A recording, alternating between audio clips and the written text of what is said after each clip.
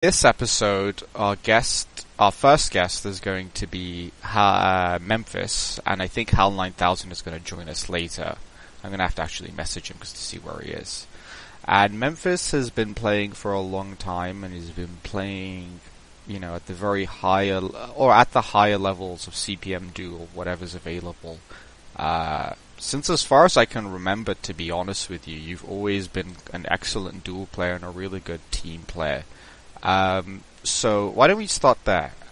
If you could introduce yourself, tell us a little bit about how you started playing Quake 3, how you started playing CPMA.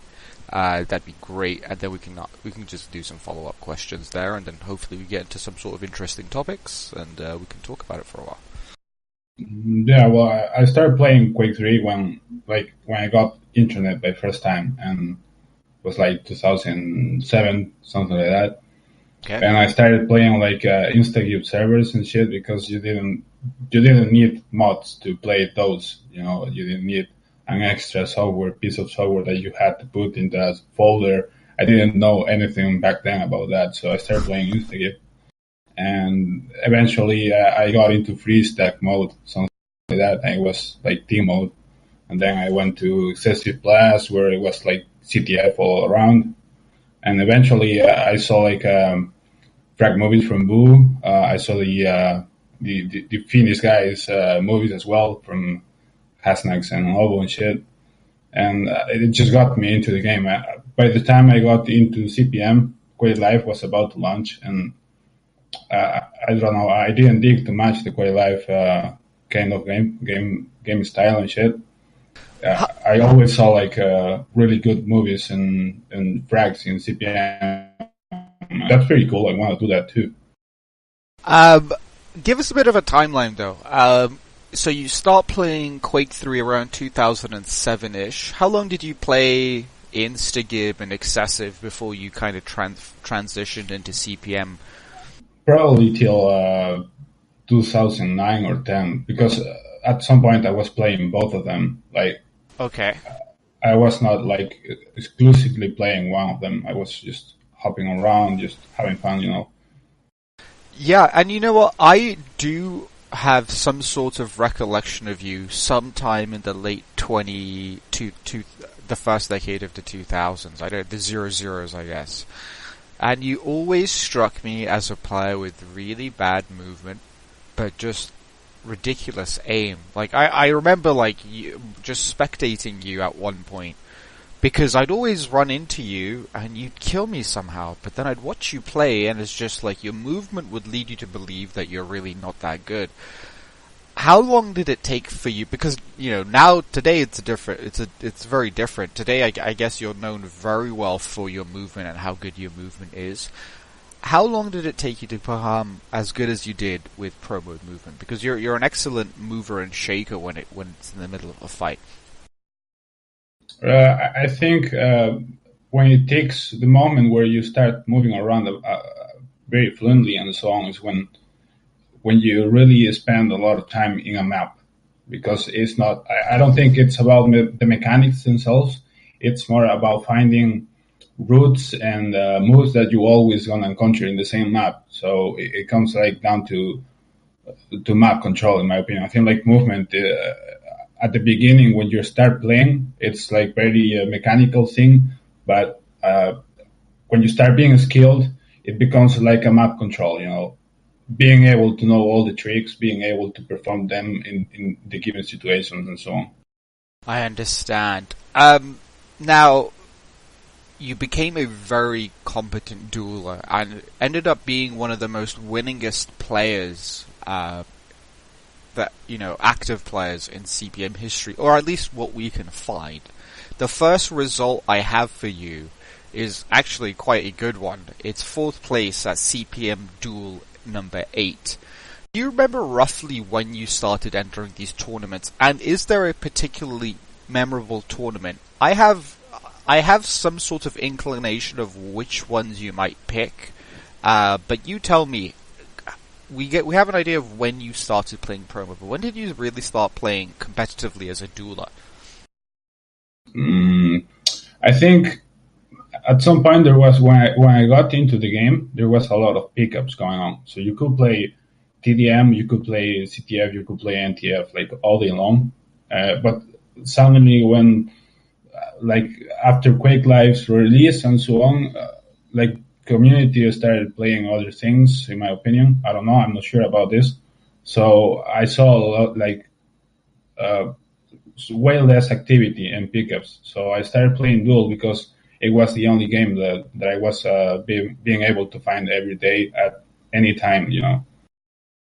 I started playing Duel. Yeah, I started playing Duel because it was what everybody was playing at the time. So I don't know. I just keep practicing. You know, if you practice, you're gonna get better. And in a community like this, which is not very populated, you will always have like a good gap where you can perform well and so on. You know, it kind of happens always. Like it's down to the day. You know, like for example, Hal is sometimes he is very emotional, and sometimes when he feels like shit, he won't perform well. But sometimes when he feels really good, he is the best player in the world. You know, so it all depends about factors in this little community.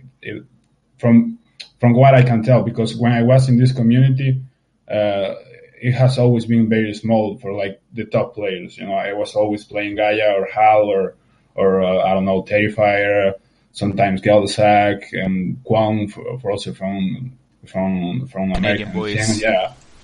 But I don't know, it was always the same people, you know, and I don't think that, you know, if you always play the same people, you will know what you will find in the cap, you know.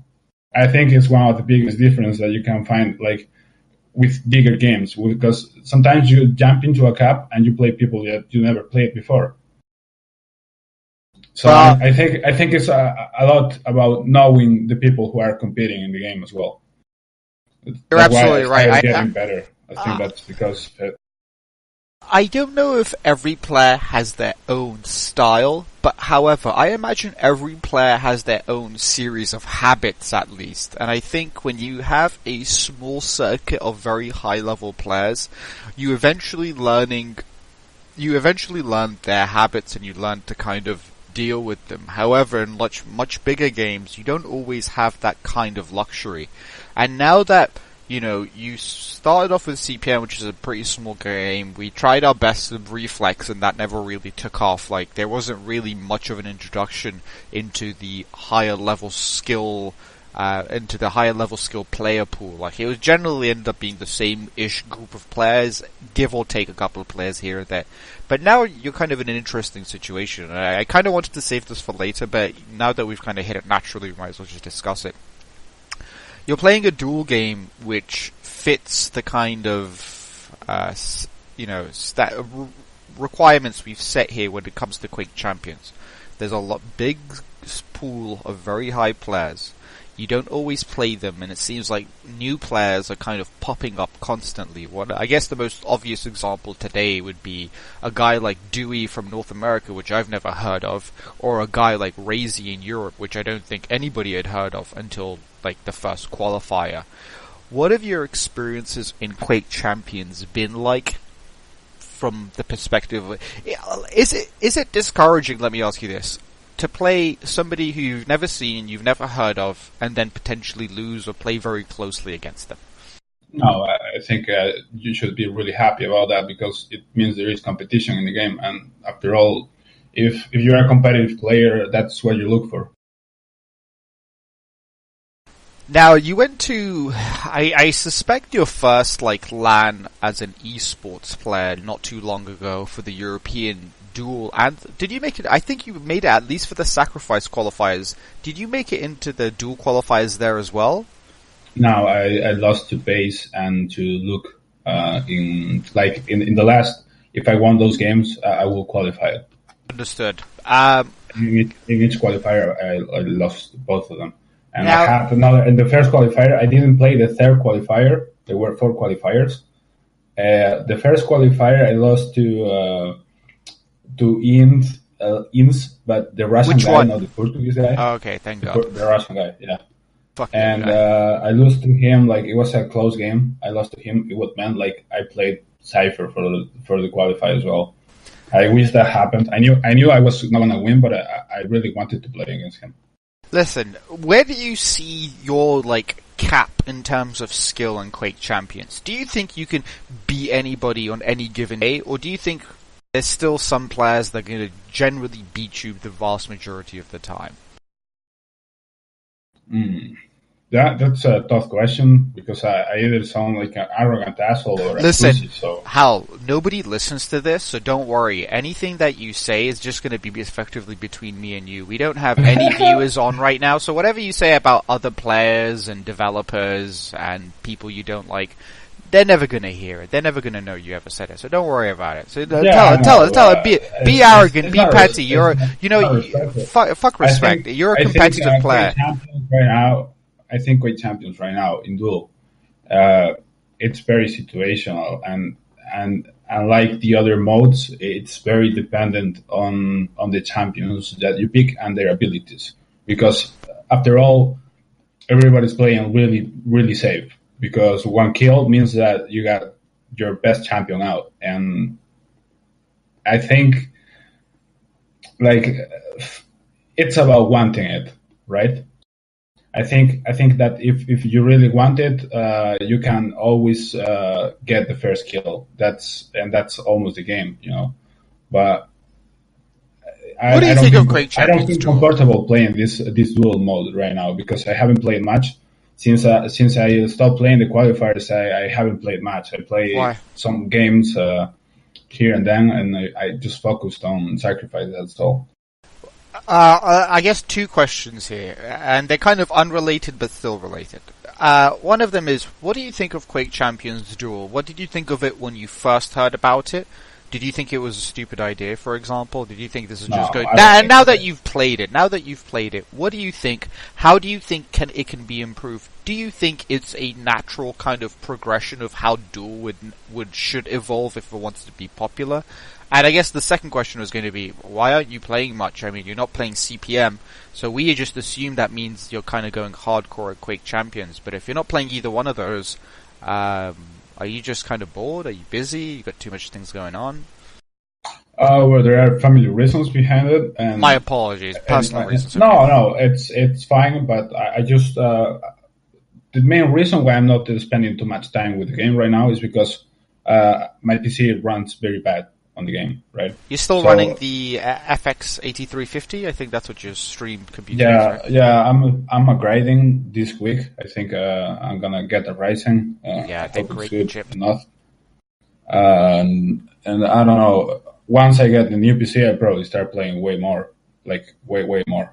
But I don't know, Okay. Fair. I mean, Hal said the same thing last week. He just can't play, unfortunately, just because his computer isn't able to run it. So otherwise, he would have at least tried it by now. It's not too bad for me, but there's always these situations that are really, really annoying where you just stutter a lot and you're playing always 70 ping, because I always have 70 ping, and you're always playing with 80 to 100 FPS, and you really want to play the top players, and you cannot really fight them with aim and with reflex and so on, because they're always faster, and it's kind of annoying sometimes. But when I played at regionals in the UK, yes, Leicester, right? Yeah. Yes. How was that like? It was really good, but my point is, I play there with no ping, obviously, and I play there with a really good computer. And I told you that I never played Quake Champions better than that day. And really, it's obvious reason. I was not nervous. I was not, You think these VQ3 nerds are in for a world of surprise once you get a better... Sorry, you broke up a bit. I couldn't hear you. Sorry, I was going to say, do you think some of these VQ3 nerds that have been doing really well in Quake Champions are in a bit of a surprise once you get a new computer and you start whooping their ass? I don't know. It's on me. If I can perform well. Now, let's go back to Duel. do you think? Tell me what you think of the Quake Champions duel system? Do you think it's like the natural progression of duel? I don't think if it's an evolution, I don't know, but I really like, for example, I really like the approach of honey mode. You asked me earlier, one of my memorable gaps in CPM. Obviously, I have to say both CPM Masters, where I lost to Gaia in the grand final, and probably the honey mode gaps that we made. I think those were really nice because many players sign up and they had way more chances. Honey Mode Cup 1 or 2? Because I think in the second one I see here you came in third. And then the third one you came in fourth. I'm just trying to see if I have Honey Mode Cup 1. I do. You came in second in both the first and the second one, it looks like. No, you came in second, third, and fourth, respectively. I remember it was really fun to spectate all the games. And one thing that I like about this is that it kind of happens as well in Quake Champions, is that both games, if it's really imbalanced and one player A is way better than player B, the game is going to be over really soon, and it's not going to be like 10 minutes to stomp. I kind of like that because really interesting games are going to be very long, and like the less interesting games are going to be short. So that's good. Now, a lot of the Quake purists feel like the skill cap as a whole has been artificially reduced to help new players kind of get into the game. Do you think there's anything wrong with that? Like, we have the traditional dual modes available to us in free software through Quake World and CPM, as well as more updated software like Quake Live. And all the communities, dead isn't the right word, but they don't have the same level of activity as you see even a semi-popular title on Steam have. Like, even like Euro Truck Simulator, for example, has like 20,000 players at any given time, for fuck's sake. Its software's hand seems a little bit forced here. If they were just going to give us what we already had, it'd probably be just as dead. They've kind of given us something new, but it's also kind of not working, and I think one of the main reasons is like a lot of the technical issues they've been having. Tell me from your perspective as a competitive player who's is at the top or very close to the top. What's your experiences of dealing with the constant technical issues of Quake Champions been like? It's frustrating, obviously. Like, for example, I obviously try to I don't think I have top aim in CPM. That also happened the same. I think Gaia had way more better aim than me. I think Hal has better aim than me, and so on. But I managed to beat them, right? And the key for that was using rockets. And it really pissed me off that I had so many good situations where I did really good rocket predictions and so on, and it was always 0 damage.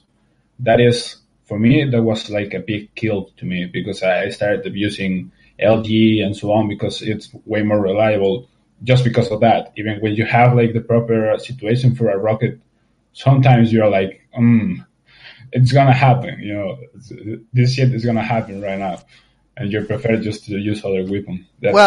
I saw today that Cypher recently had made some disparaging remarks, and even Cooler, who's been kind of even in his interviews, he's been very kind of media friendly as far as id Software is concerned. They were quite critical in the past few days with respect to the latest patch.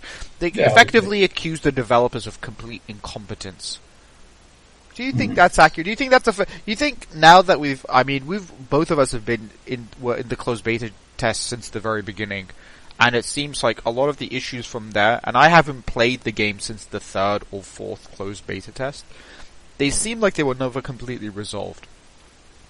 Do you think the accusation of incompetence at this point is fair? Do you think it's merited at least? Or can you see why somebody would accuse them of that? It's a tough... Listen, I'm asking you tough questions. I understand, and if you feel but I'm just thinking, for example, I played Cypher months ago when we were training for qualifiers and shit. and he said, "I hope this game dies soon." You know, the same game, exactly the same game. Well, listen, Cypher's salty because he couldn't go to Quake. Like, Cypher, poor guy, we talked about this yesterday, he's been dominating Quake since like 2008. It's been fucking 10 years. We finally get a major land with real money, and because of something stupid that had happened, nobody really... The people that do know won't say, and nobody else really knows why he's not allowed in the States. But I imagine he must have done something really dumb the last time he was allowed in there. Maybe he got wasted and did or said something stupid, but... It's weird. It's very weird, and he's salty for that reason. I would be as well, by the way. I'm not holding this. This was way before than the Quake Champion thing, the QuakeCon thing, and really? Even before QuakeCon, Cypher was wanting the game to kind of die. Why do you think that is? I think it was because I was being challenging to him in various situations where in normal Quake he would just wreck me. Yeah, that's but right. You know, I mean, you could just say to him, like, yeah, well, I hope it dies too, because if this was CPM, I'd be fragging you a lot more as well.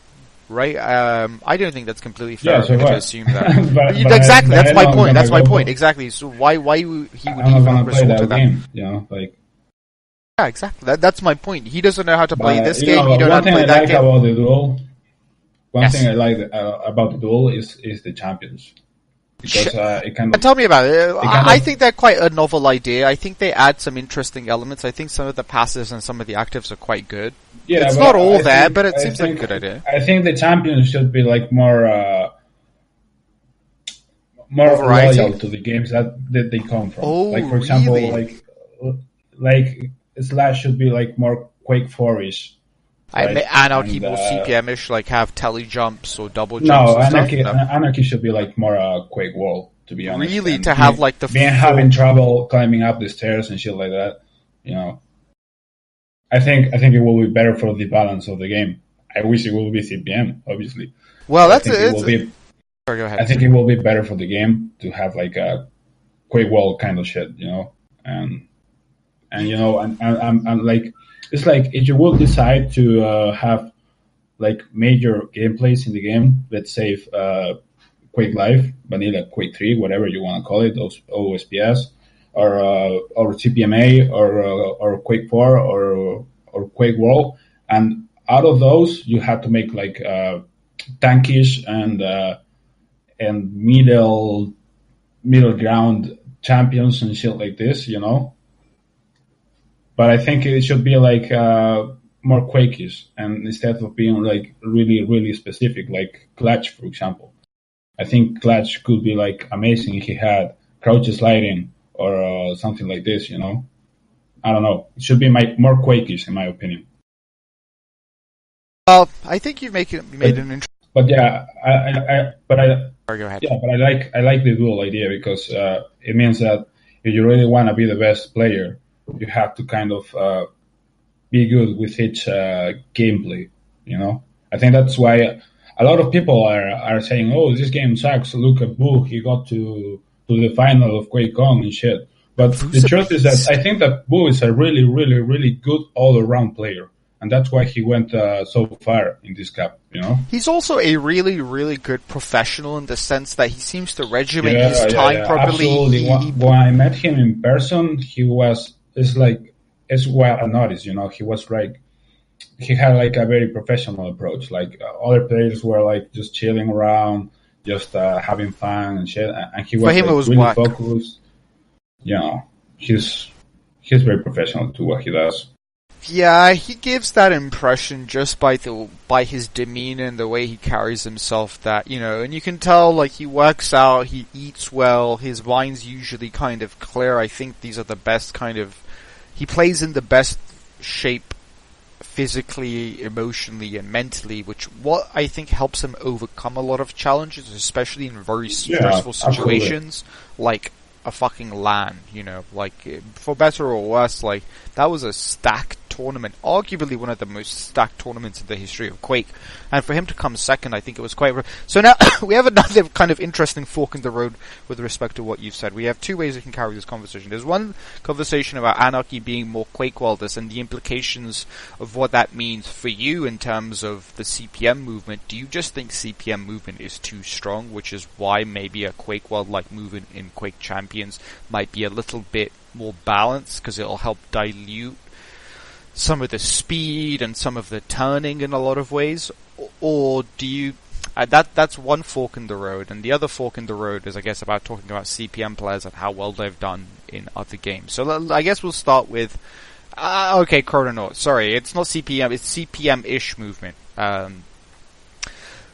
What do you think about CPM movement? Like, this is a very common kind of criticism that's voiced publicly against CPMA, that the movement system has a couple of issues, but one of the big issues as far as gameplay is concerned, that it reduces the importance of positioning to the point that it's kind of negligible. I don't find that in my experiences, but when you somebody who's comes from a CPM background and now plays competitively at a high level in Quake Champions, you know, now you've had a bit of some taste of the other side. What do you think of CPM movement? Do you think it is too powerful? Do you think it needs to be toned down? Go ahead. Sorry. I think it's completely fine, but in a game like Quake Champions, it really needs balance to how the champion is built all around: armor, hitbox, HP, the ability itself, all the passives. So, like, if you have a CPM movement, for example, it could be like it should be bigger hitbox than Anarchy, because it means that if you take an LG fight with him, you will always hit way less, and he is already the fastest champion on the floor. So it should be like bigger hitbox or something like that, but give him a bigger stack of health as well. You know, it comes to balance. I don't think it's a problem at all. I said that it should be like more Quake World approach, because right now how it's built, any player right now who's really good at Quake picks up Anarchy, and he's much better. But because it's how the game is done, you know, it's not about the movement itself. It's about the champion, how he's built all around him. How well do you think other CPM players have done in Quake Champions? I mean, for the small community, it seems we've done exceptionally well. Vu ended up second. Gala made it out of his groups. Kwong hasn't even touched the game, but if he does, I think he would make most North American qualifiers or make it deep into most of them. And Griffin, who's kind of pretty much every Quake community can claim Griffin as their own, but he spent some time in CPM and did quite well. I don't know if I'm forgetting anybody. I think I am. I guess there's White as well. There's White as well, who just made Maestro, and he seems to be doing well. How well do you think CPM players and their skill sets and their skills as a whole, how well do you think they've been able to transition into Quake Champions? And they seem to have done it quite successfully. Tell me why you think that is. It's really because of Sarlacc and Anarchy. They were really OP champions from the very beginning of the game, and if usually people like RP, for example, who play a lot of Half-Life and shit like this, I don't know, he felt very comfortable playing Anarchist, for example.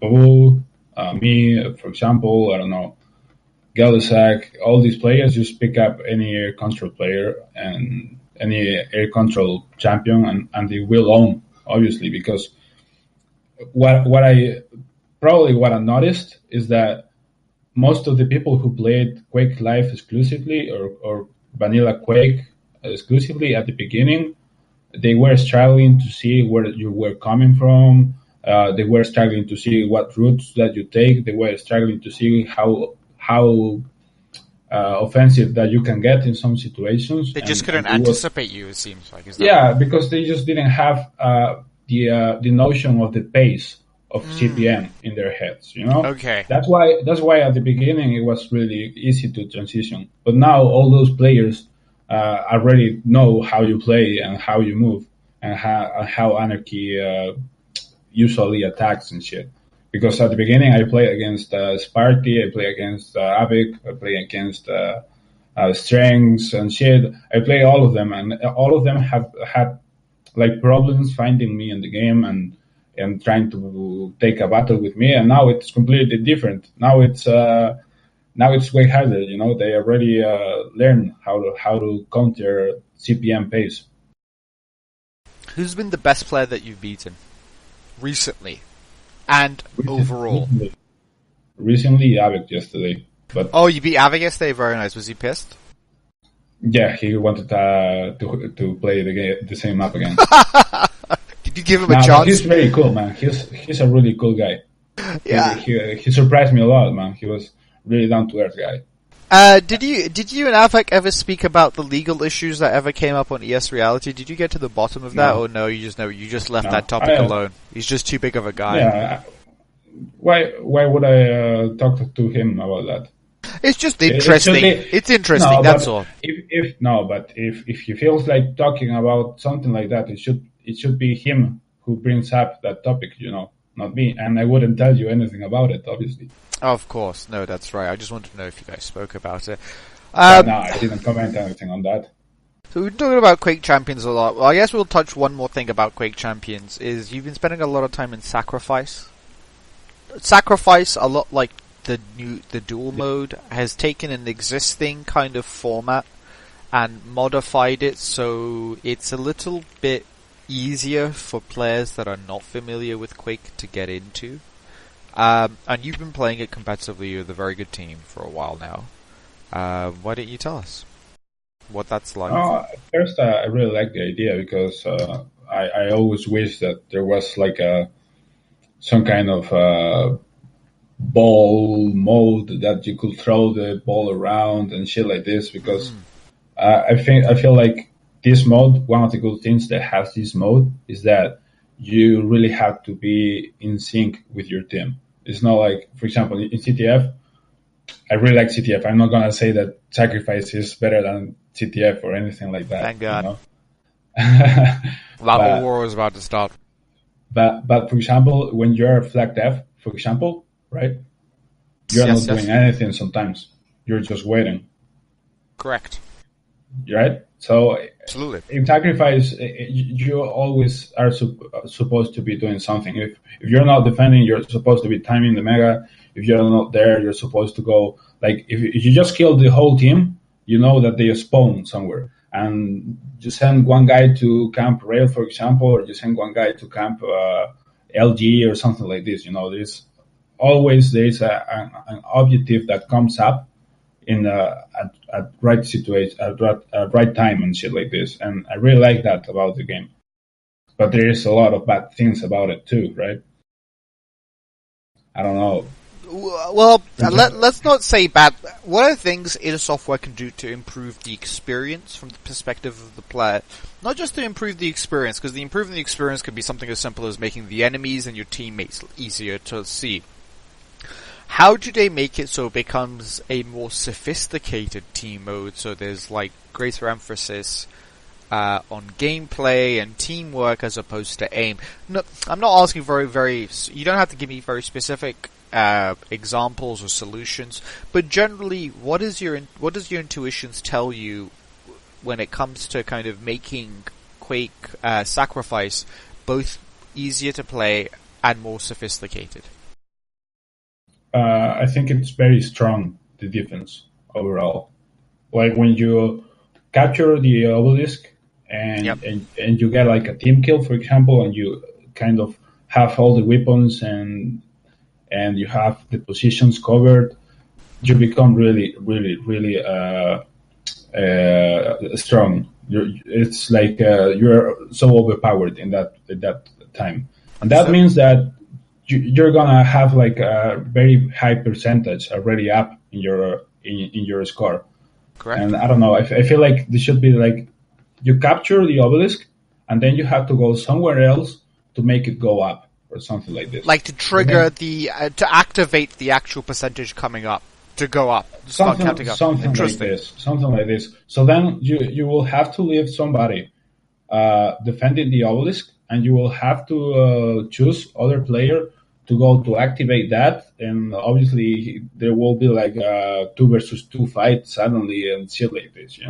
It will be like way more efficient because then you wouldn't have a percentage for free, I think. Okay, dope. I'm just going to quickly see if Hal's available because I'd like to bring him in. If you're listening, please join any voice channel. I'm just going to send him a quick. But before he comes in,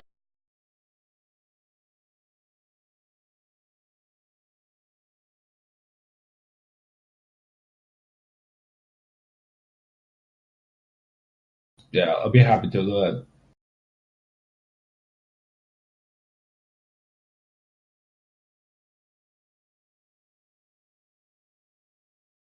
I mean, when I got into CPM, Hal was the best player at the time. So for me, it was like a role model to follow at the time. I still, but it's different now. Hal's responding. He's just going to join a voice channel. Before he does that, I just have a couple of rapid questions for you. I did this with Hal last week as well. It's just kind of to do some fun stuff. Very quick. Okay, who's your favorite opponent to play against?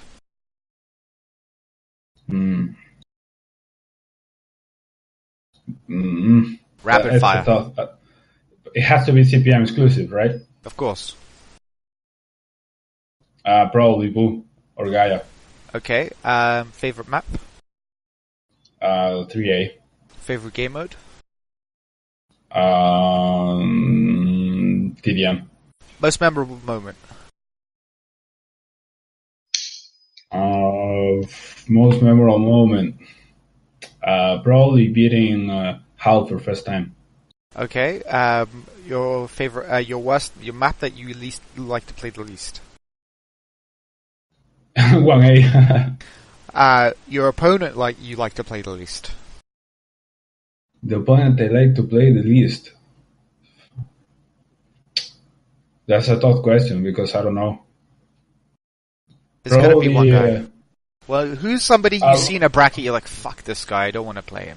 Hal, by the way, I can see you're talking, but I can't hear you. I'm going to move you out and move you back in. Sorry, go ahead. I don't know, man. I don't know. I really don't know this question. It's going to be one guy that you, if not dislike playing him, you get that dread in your heart, like, fuck, I have to play this guy. Maybe not dislike. I'm gonna say Terrifier then. Terrifier? Okay.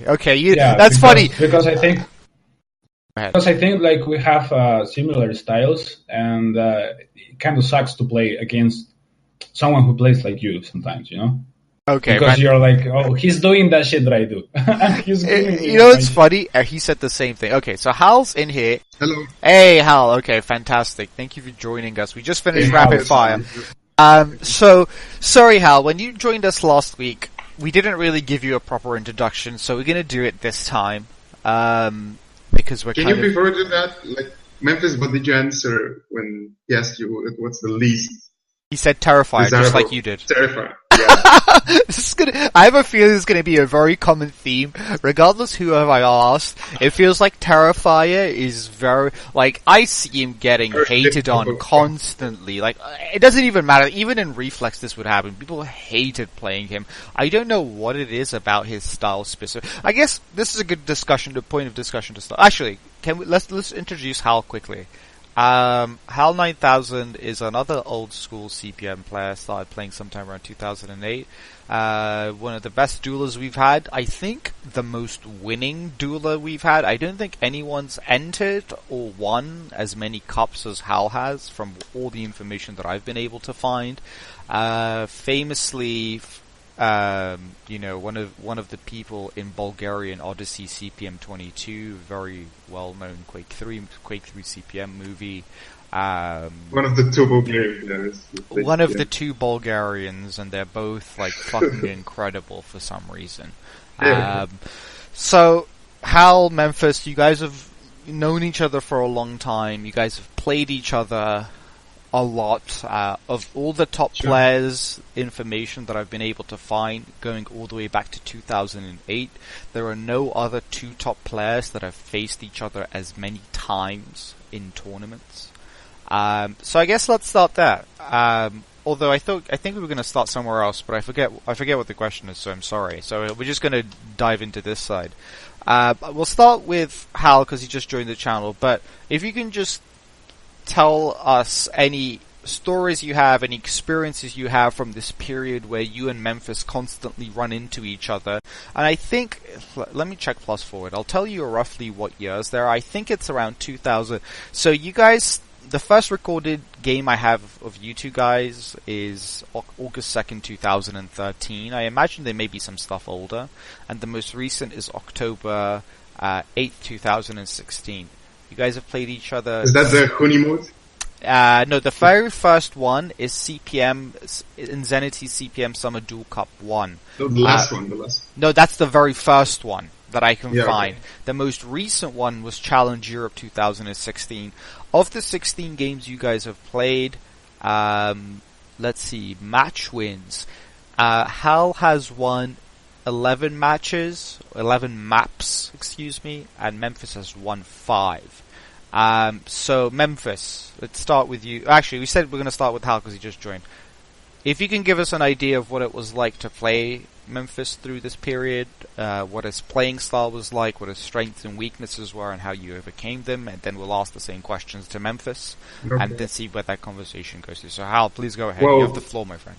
Well, Memphis has always been like a really solid player, and I would say he was an all-round player, like good aim, good movement, and it's always tough to play against him. And the cups you mentioned, I think it all culminated with that Huni Mode Cup. That was like the best cup I've ever played, and I played Memphis in the finals. And it was really close. You won 2-1. Nice, man. Yeah, very good games. Okay, what is it about Memphis specifically that makes him a good player? There's lots of players that have good aim, good movement, and they have he has a working lot of brain. confidence. Even if he's losing, he doesn't lose his confidence. Like, unlike me, I lose always confidence when I lose. But Memphis, even if you lead like 20-0, he still plays like he's winning the match. And that usually brings him back in the game. Like, he usually makes comebacks against me. Are there any specific, outside of the Huni Mode 2 final, which I'm gonna tap into right now, are there any other memories you have of playing against Memphis? Or do you remember the first time you played Memphis? Not really, no. Do you remember the first time you... meet in like semis or whatever. We never played a final, I think. At what point did you notice Memphis, I guess, Mike?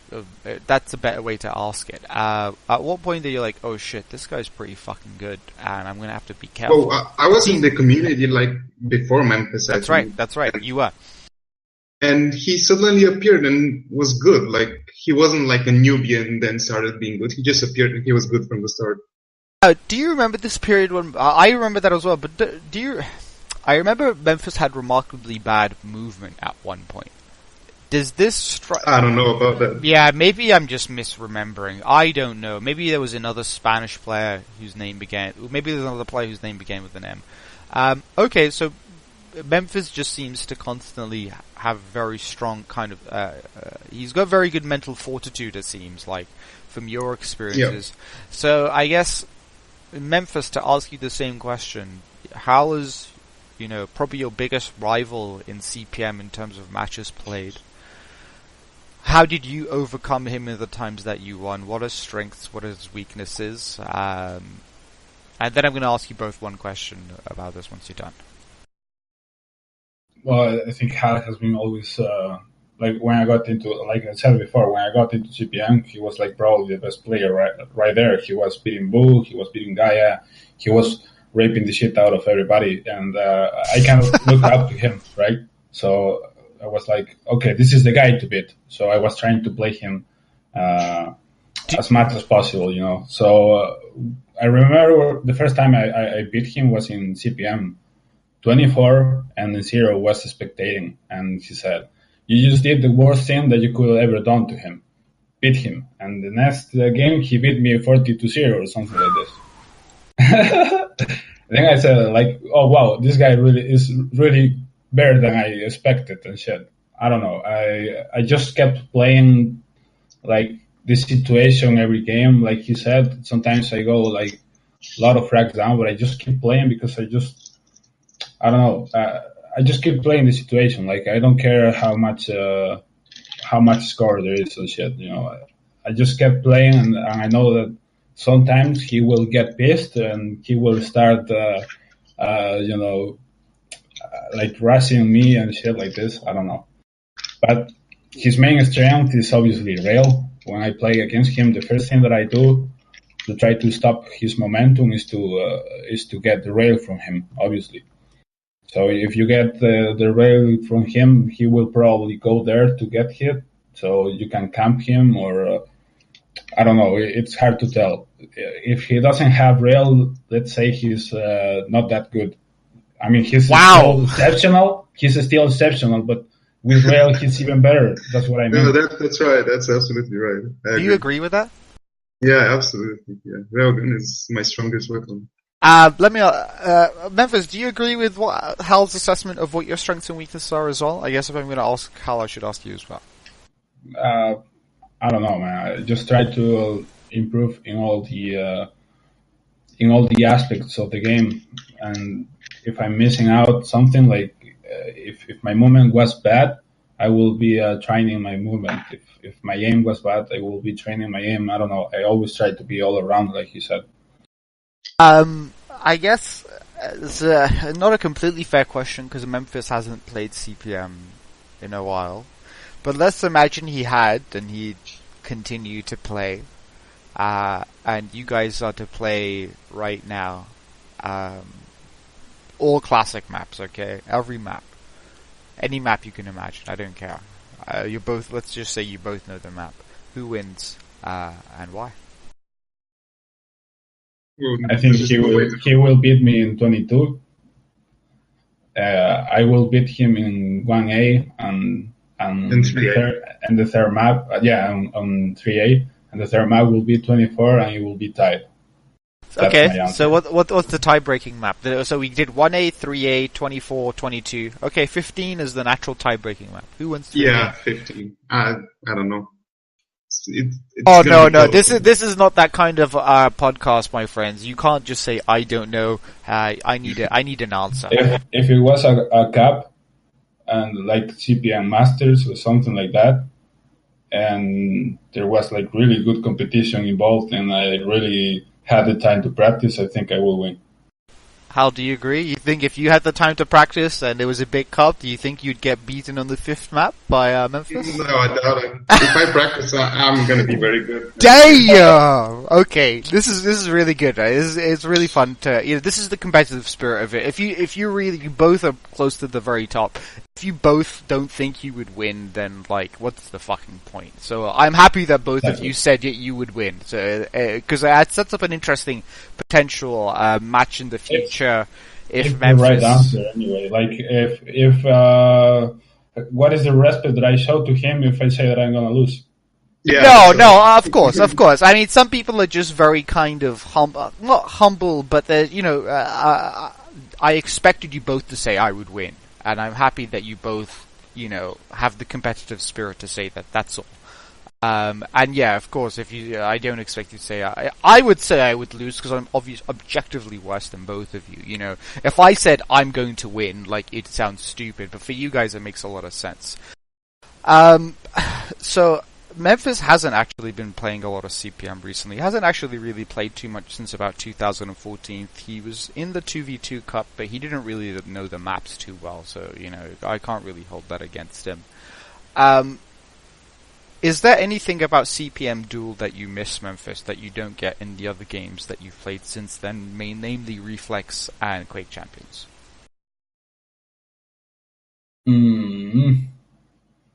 I think like the hectic movement, like sometimes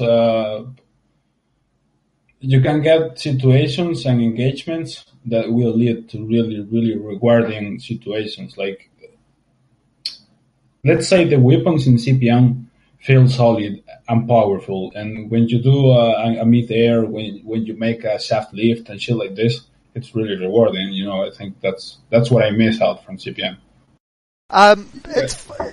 It's funny that you say that, Memphis, because I find a lot of the much older players, like Rat and stuff, they don't think the weapons are strong enough, and they think the lack of strength in the weapons is what makes a game mode like TDM a lot less emphasize a lot more on aim and individual kind of FFA fragging versus real teamwork. I don't know how accurate, but this is the criticism.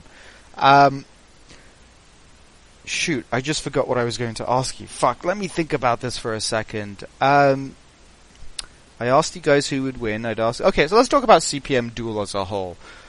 What do you think? What do you both think? Me and Hal had a brief discussion about this last week, but we talked about more within the context of CPM versus VQ3 Duel. But let's forget VQ3 altogether, because none of us have ever really played it competitively at a really, really high level for an extended period of time. So we're just speculating in a lot of ways. My question for you guys: what makes CPM Duel CPM? What are its strengths? On what points can it be improved on? Like, are there some things about it that don't make as much sense as other duel modes? And how would you guys, if it were to move forward, like to see it move forward? So I guess we'll start with Hal, and then we can just kind of bounce back and forth until we have kind of a much more natural next question. Well, I think it's good as it is, and the only improvement would be like adding classes as it's in Quake Champions. That's the only thing. Otherwise, the game is pretty good, pretty well balanced. Maybe tweak the guns a little bit, and that's it. Okay, Memphis? Well, I think the best thing about CPM Duel is that the maps are really connected to the gameplay, in my opinion. Like, if somebody puts a stairs somewhere or a teleport somewhere in CPM maps, it means something. It means that you can perform a jump, you can perform like defensive strategies and shit, because it creates a flow. So I think that's the best thing about CPM Duel, that the maps are so well made for the gameplay itself. And also the speed, like in the spawn frags, it's not a reserve game. You can always go in and like die or kill. We were talking. Sorry, go ahead. How would I make it better? To be honest, I don't like rape games, so I would set like a frag limit of 25. But if you make a 25 different frags, like for example, you can win if you are 25 to 49, and you make the 50th?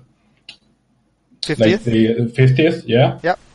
And you win, Oh, like a plus minus 25 yeah, mercy but limit. Still having the normal time limit and shit. That's the only thing that I will change. You know what? In a lot of the cups that we've had recently, not too many games end up with a score difference greater than 25. I don't know what that means, and I think these sorts of scores seem to be maybe a little bit more common in public games, and that's a sensible suggestion, I think. I think, having a natural mercy limit, or a votable at least mercy limit, so if a player is losing by like whatever, they'll able to... Oh, right. Santel suggests a forfeit command, which I don't think is an awful idea either, although it's kind of there in itself by just going to spec, but that's kind of always been frowned upon. So a forfeit button might be helpful. One other thing is, like, make Huni mode the main game mode. That's pretty good. Hal, I mean, believe it or not, Hal, he hasn't played any Quake Champions, but he's been very impressed in a lot of ways with what he's seen. Memphis, you have played Quake Champions at a high level. What do you think? You have somebody who you played with and you've known for a long time, who's very high skilled, who's suggesting what Quake Champions is doing is really the way forward for Duel.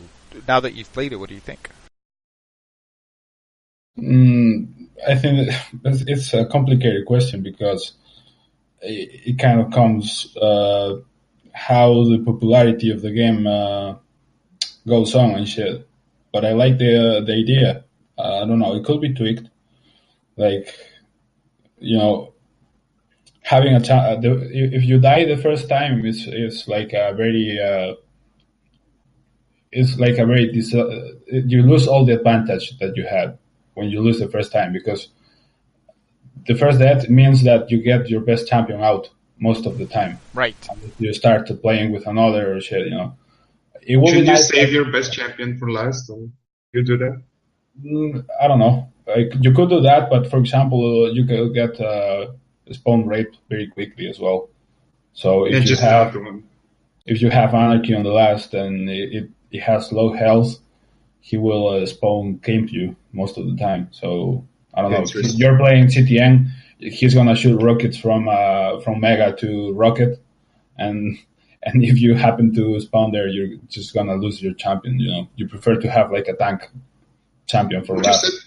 Yeah, what you said earlier, like the rewarding of the air shaft and air rockets, that doesn't happen in Quake Champions, at least from what I've seen. Yeah, it happens. It's just harder to perform, but yeah, it happens. And like there is like little health pool, so most of the shaft lifts are very short. Yeah, unless you get a sword lag or something like this. I like watching Quake Champions. I don't know. It's a good game, man. I hope you can get a new computer or something. Yeah, if I get a new computer, I would definitely play. I mean, it has a lot of technical issues, but if it happens to get fixed when they leave early access, it will be a pretty fun game to play, to be honest. Yeah. And a lot of people are having are being highly criticized about this, but like, I think if you think about the other Quakes, it has always been about community, how well they were made after all, because it was always mods that fix the games. And this game is the first time that they're going to aim for actual competitive thing, Yeah, I agree. So that's the only hope that I have. I mean, they're trying at least. They're trying it seems like they're trying, and I commend them for at least that much. I do think some of these technical difficulties should have been dealt with pre-launch. I mean, did you play Reflex, man? Like, in the first stages? Listen, you know what? Reflex is a little bit different in the sense that we use some of the... Did you play Reflex, like, at the beginning? Dude, I still have, like, the 8th alpha on my desktop somewhere. Yeah, well, my point is... It was awful. If an indie studio could make a really, really neat netcode and a really neat, in terms of smoothness, a really neat engine and shit like this, 1000 why wouldn't a big company achieve this as well in the future? You would hope, that they're more restricted. Yeah, I don't know. It's very difficult, the whole issue with the rockets constantly going through players, that's been an issue since the 4th closed beta, which was like in May or something, and we're now in October. They truly look like amateurs, I agree with that, but, it's the last chance we have to Quake to make it big, so well, I'm going all in for it. Honestly. Yeah, go. Yeah, you should definitely go for it. You have the skills and you have the computer. I think for the rest of us, people like me and the people around me, who don't really have the skill to compete, who do have the computers but just don't find it as interesting, where do you think the future of the genre is? I think the future of the genre is really small communities like CPM, Quake Live, shit like that. That's the only way I can see these genres surviving. After the whole Reflex thing, which even then, if I'm going to be honest, when I was playing Reflex and I wanted it to succeed, for me, having a player base of 6, 7, 8, 900 players at any given time, which is what Quake Live was doing at the time, would have been an incredible success. But that never happened as well, and Quake Live since then has been dying. Quake Champions' numbers have been tanking. Warsaw community is pretty much dead. Xonotic community is pretty much dead. I haven't seen these two communities have any kind of events for the past 12 months. What else? Those are all the games. Reflex, I think, has had 1 or 2 tournaments this year in total. So where do you guys see the future of the genre? What is the way ahead? Is what I'm saying correct, or do you guys think there's a real hope that we can return? There is a way to return to becoming more of a mainstream game. Oh, watch the biggest game right now, Quick Champions. How many concurrent players does it? Like anywhere between 700 to 1200. Well, that's pretty good, I think, for a duo. Well, keep this in mind. Before Quake Champions came out, those were the exact same numbers as Quake Live. I think those are good numbers. I don't know, 700 concurrent. Maybe people expect like Quake to be like as big as LoL or something like this. I don't know. To do what? Sorry, it's Memphis. I didn't hear you as well. Yeah, sorry. I think people have very high expectations about the game. They think they're gonna become as big as League of Legends or something like this. I don't know. That's pretty difficult to do that. Obviously, it's a high skill. If it gets to be as big as Team Fortress or something like that, it will be a huge success. You know? Listen, for me, I think if it can hit 10,000 players at any given time, which is 1/5 of the number of Team Fortress 2, I think that's a success, you know, like, and to be fair with you, I think sometimes the success and the size of the early Quake 3 and Quake communities are largely overblown. I think at its peak, Quake 3 only ever had anywhere between 20 to 30,000 players playing concurrently. That max peak. You have to keep in mind, those are the numbers that Team Fortress 2 hits on a regular basis. I guess the user base for the PCs. So I guess this goes back to our original question. You guys think even 7 to 8,000 players given at any given time is a success? Do you think, though, Memphis, now that you're playing professionally, do you think id Software will support a professional circuit with, speaking with respect here, you see the big professional circuits, they usually have players in the millions per month. That's how they're able to support it. Do you think id Software will continue to support Quake Champions even if it hits 10,000 players at any given time? I think for the first years we will have majors like DreamHack, Intel, Stream Masters, shit like this, QuakeCon. But that's it. Yeah. I don't think it will be like you will have leagues with professional teams. I think like usually the top players will get paid, but like there won't be like leagues where there will be a very high professional league, just like in CS:GO or something like this. Yeah. It needs to be bigger to happen. Well, and I think this goes back to the original, I guess one of the points in the original questions. For id Software to successfully support and kind of help develop a community where the professional players can make a living off the game, they need to hit a certain number of concurrent players that are active on a daily basis. And if they don't get close to that, what happens? Well, once the money disappears from id Software, I think a lot of the top pros lose interest in the game. Not because they don't like the game or the technical... Let's just say the game was technically perfect and they liked the game. I think they would lose interest because a lot of them are back because of money, and that's really it. And I think a lot of players are in it right now because of the money. It goes back, what's the future of this genre? Because if Quake Champions, AAA title, $1 million tournaments, if that's not enough, what do we do? Why is it not enough? It's $1 million tournament. That's pretty good. No, and you know what? Why do you say it's not enough? Well, the viewer numbers weren't bad. I have to be frank with you. 20,000 people watching the grand final, approximately. That's not a bad number. I say not good enough, I mean. If they didn't pull out like so much money out of their asses to put this big. That's AMD money, by the way. That's not id Software money. That $1 million, that's all AMD. Yeah, okay, but if they didn't do that and they still did QuakeCon with the old numbers and shit, do you think it will be it will have a higher viewer count or lower viewer count? Lower, for sure. Yeah, for sure. They have to push it. They have to push it like this. If you really, this is like a Bethesda thing, right? They just want to have an esport. That's it's their thing, Nowadays you're a big company and you want an esport. That's how it works now. Yeah, so they're gonna inject a lot of money on it, and that's how you are supposed to do it. The thing is that the developing thing right now, like the developer part of that, is not like being on the same top of that. So like if you really come with a really high price money and shit, you expect the game to be like really, really, really good, and the client to be really, really avid to like professional gaming, having a lot of settings to pimp and shit like this, But that didn't happen. That's where the choke point is. And I think looking at Quake Champions, I'm really disappointed, to be honest. If it lives early access and it's really good and it's smooth and it works really nice and we have different crosshairs and shit like this, right? Because there is no different crosshairs still. Like, yeah.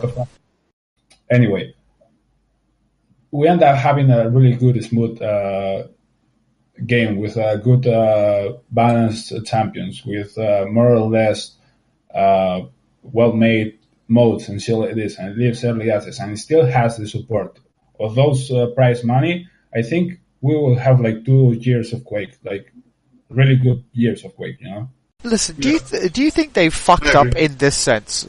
Maybe they just released, because I think we've agreed on a couple of points. We all seem to think they have very good ideas as far as Duel is concerned. Maybe they haven't perfectly executed them just yet, but the underlying idea, I think we agree, is strong. The prize money is there, so that means the support system as far as the professional players are concerned is going to be there for them, so we will have an active professional scene. Why is it that they're why did they release it in such an unfinished state is my question. Do you think if they had released Quake Champions, the closed beta, July of 2018, there would have been any difference between releasing? What was the pressure on them to release the early, the closed beta as well as the early access in early and mid 2017? What was the pressure, do you think? I don't know, Memphis should comment on that. I don't really know much about it. I think there's like 2 big studios on the game right now. There is ID and there is Saber Studios, and correct. One is in Texas, one's in the Russia. other one is in Russia, right? Yep. So I think there is, maybe, I hope not, but maybe there is some miscommunication, maybe, I don't know, or like Saber didn't really know what they got into, because when you know that you're gonna make an arena FPS, and it has to be precise, man. Yeah, because you're gonna please a lot of hardcore people, Yeah, that's the people that you gotta please, and everybody's just getting so angry about frame losses and shit like this. Well, it's just frustrating. I mean, I remember when I first started playing Quake, I had the similar issues. There was nothing worse than losing a fight because all of a sudden your frames drop from 70 to 40 and you can't see the fucking guy. I just think they didn't know what they were dealing with. They you mean in terms of the community? People, yeah, exactly. I thought they would expect something like, wow, they made this really pretty game, because after all, it's really nice in terms of graphics and shit. They made a big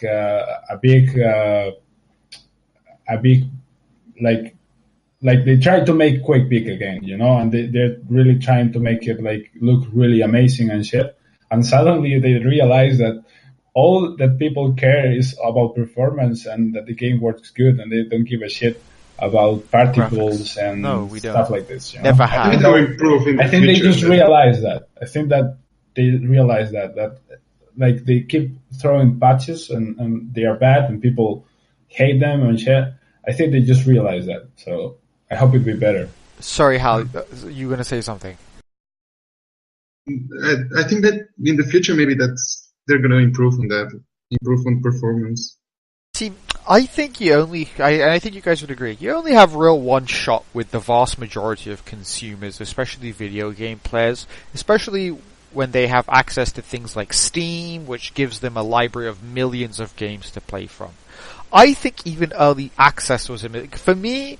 Now, I think early access and launch are the exact same thing. I think when developers say this is the early access launch and this is the full launch, I think most consumers don't give a shit. Because all the hype that happens around that should happen at the real launch ends up being suckered in by the early access launch. And you don't get the same kind of press and coverage, or at least you don't get the same kind of effect on the consumer. Because they've already heard about it like, oh yeah, I remember this last year. And I think they fucked up in that sense. I think they should have just kept it closed beta, kept the community bitching inside itself. Now the community is going to go everywhere, especially on Steam. You don't want people bitching on your Steam charts, man. Like, you're going to get fucked. I'm telling you. Do you agree? Disagree?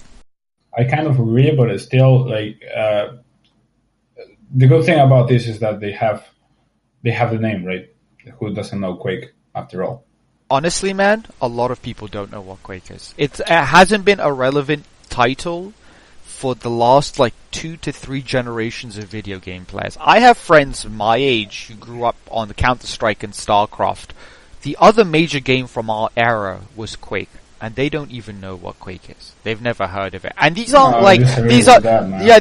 and let me tell you, these aren't guys that didn't play. These guys love video games, and they spent a lot of time in high school playing video games at LAN cafes together. Okay, I met them in university, but they'd known each other in high school, and they'd play Counter-Strike religiously and StarCraft religiously, but they had no idea what Quake was.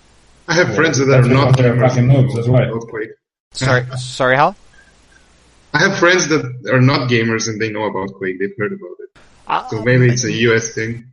I'm in Canada, first of all, guys. Oh, Canada, okay. Big difference. CPM tried to have its own game as well. Firstly through PMX, and then through Reflex. And I think a lot of the things that I learned, I saw that happen in the Reflex development, I'm seeing happen again in Quake Champions.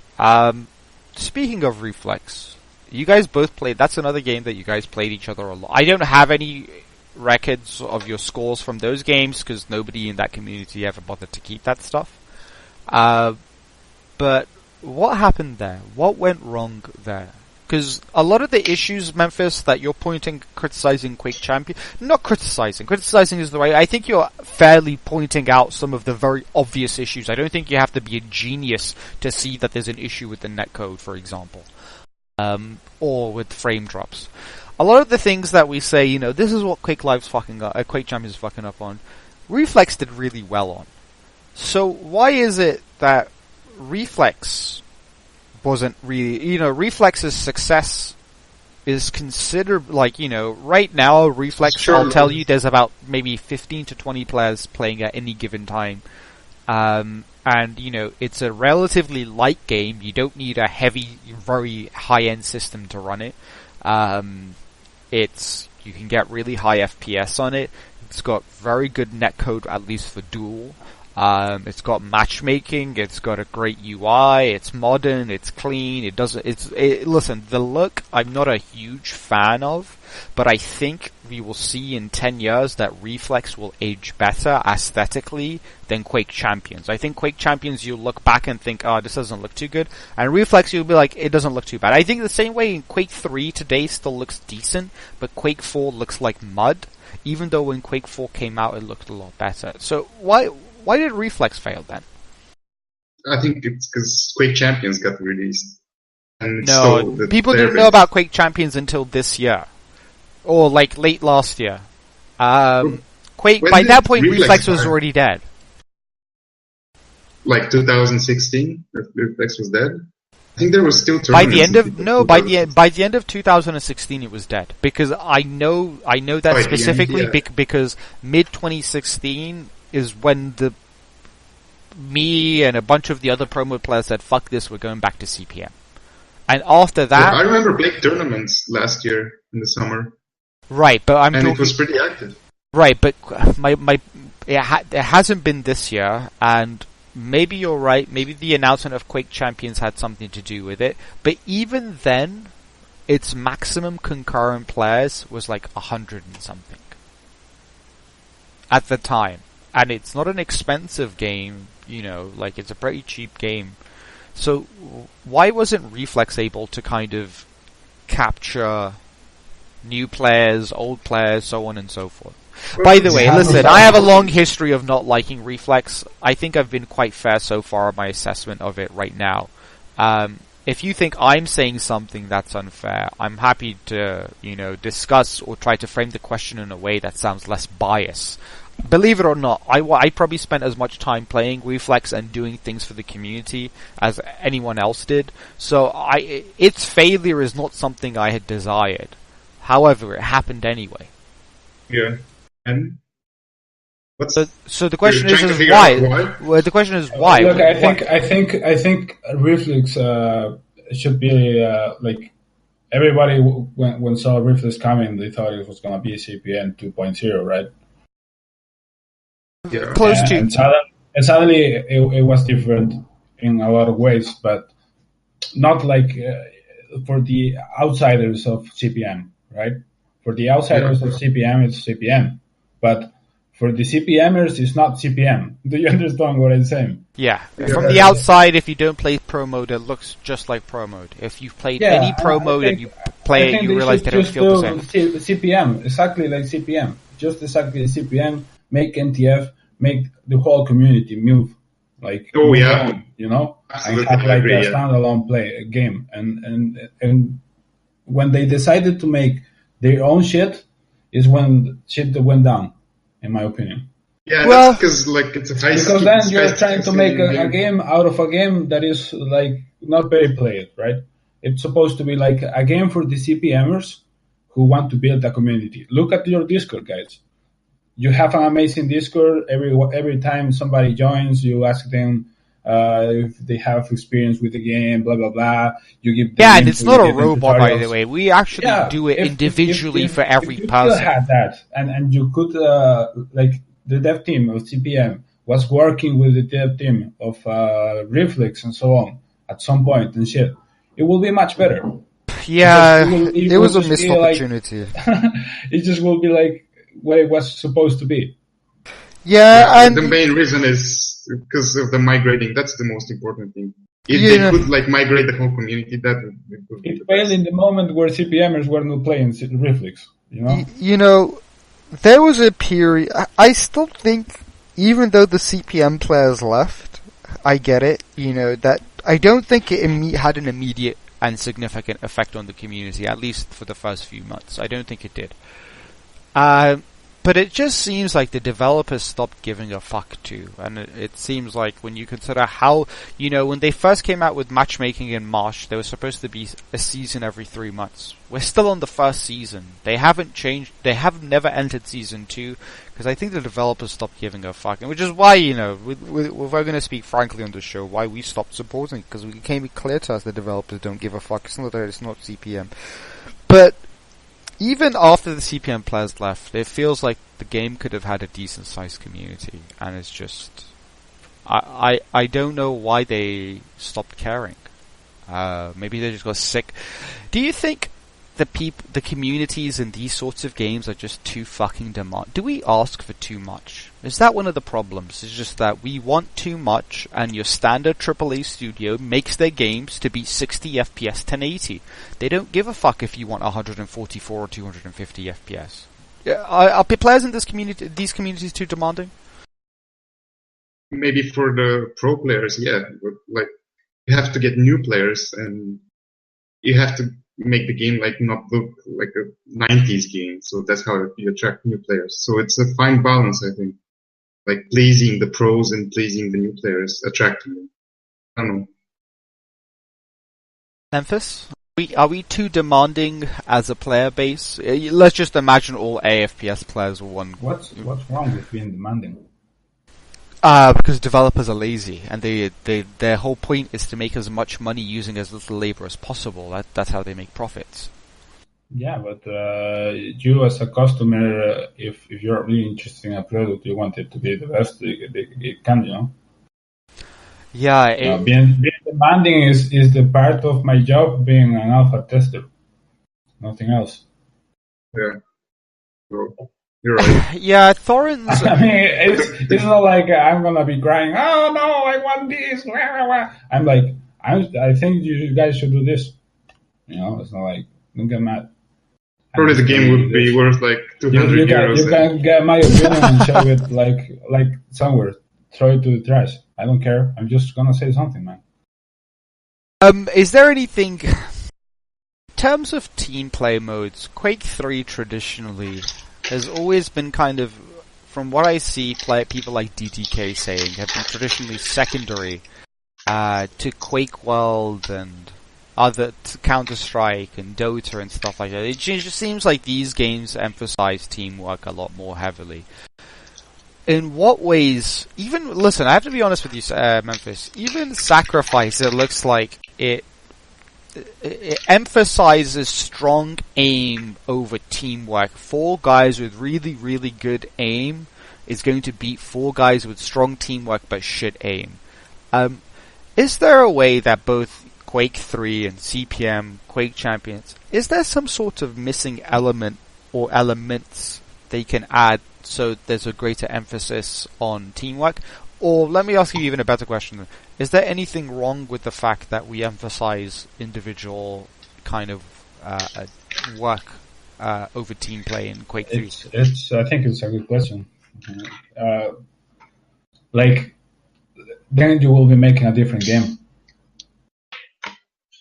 Okay, let me ask you this. I give you guys the point of Quake is like being really mechanical avid, and like obviously there is going to be a strategy behind it, and there is going to be a lot of teamwork behind it. But it's going to be the main. If you just hit amazing rockets, you're going to be screwed. The same way that if LeBron James is just going through the fucking rim and you get in the way, he's going to destroy you. It's the same fucking thing, Yeah, that's no matter true. the tactics. I mean, it's not like, okay, the guy is supposed to be there because it's the strategy. He has to go to help the guy who just got past, right?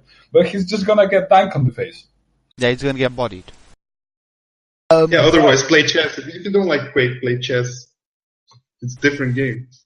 That's fair. I think you guys make very strong points, and I agree with both of them. Like, Quake is ultimately a game about mechanics, and if you don't like the fact that your mechanics are not up to par and you're trying to find a different way to compete, there are some different ways to compete outside of mechanics. Timing is an important aspect of the game.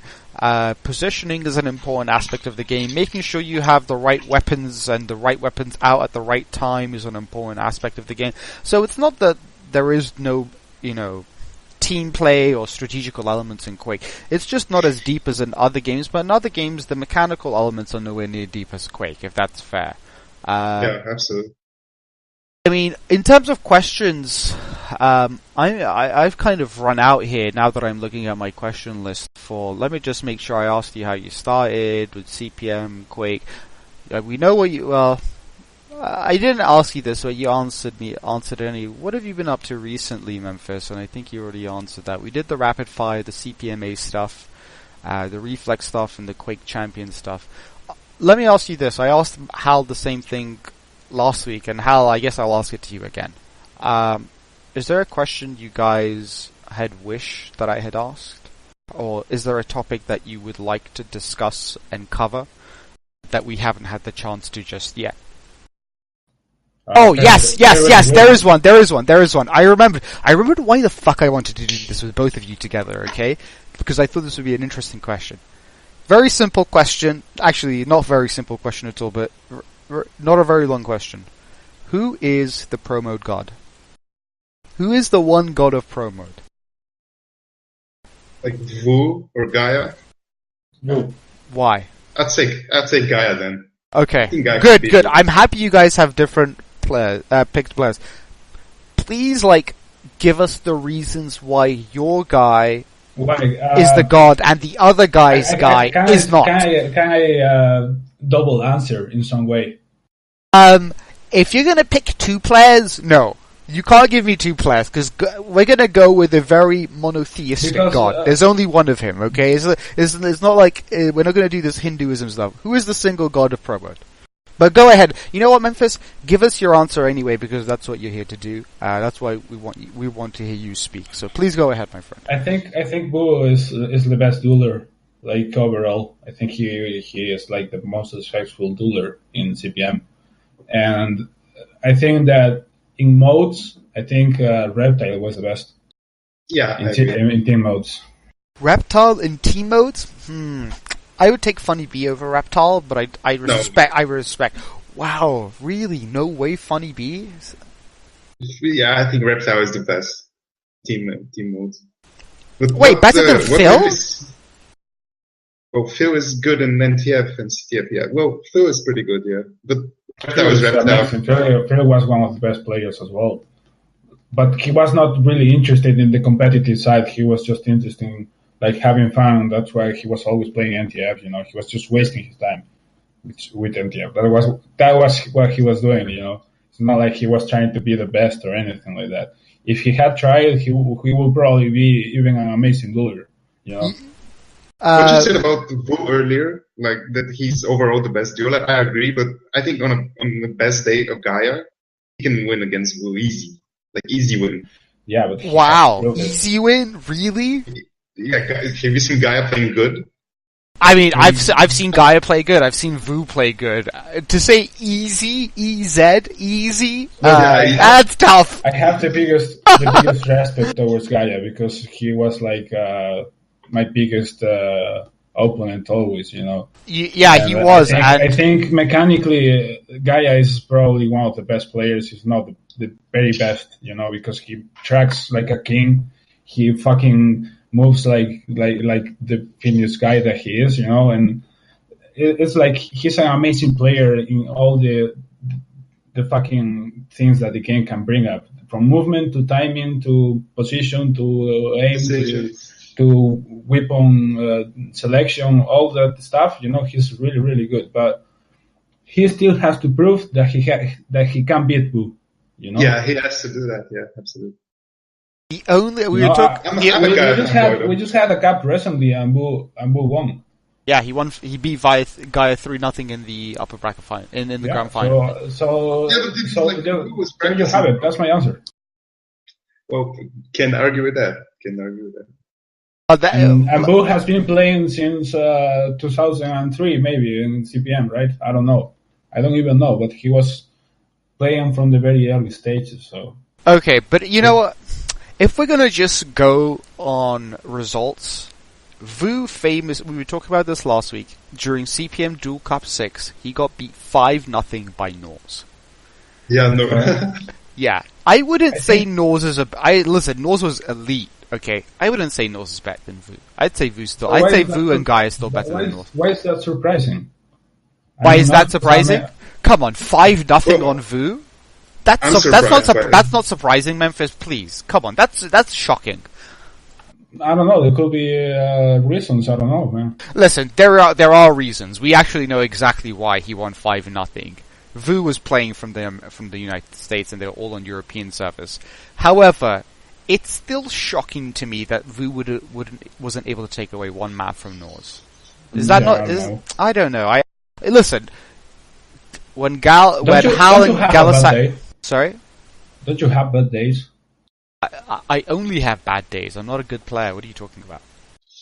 Yeah, well, I mean... The fuck? I mean, why can't he sleep once? I mean, I think that's just happened once, you know. I think even the Gaia and Vu have only played once. The best teams in the world, sometimes in real sports, they also have, like, suddenly they get beaten by the worst team ever. Well, Gaia and Vu have only ever played each other once. And Vu won convincingly. But there's reasons for that as well.